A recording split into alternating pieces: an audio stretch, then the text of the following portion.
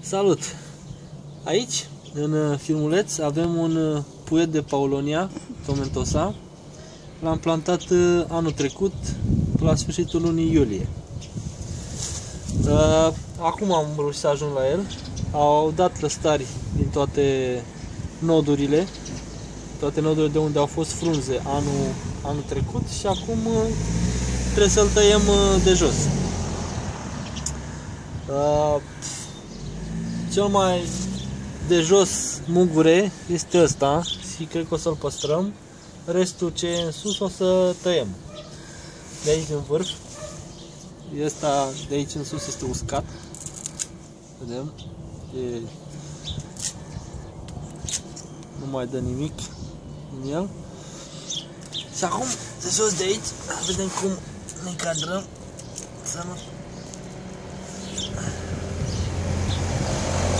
Sper că... Stai!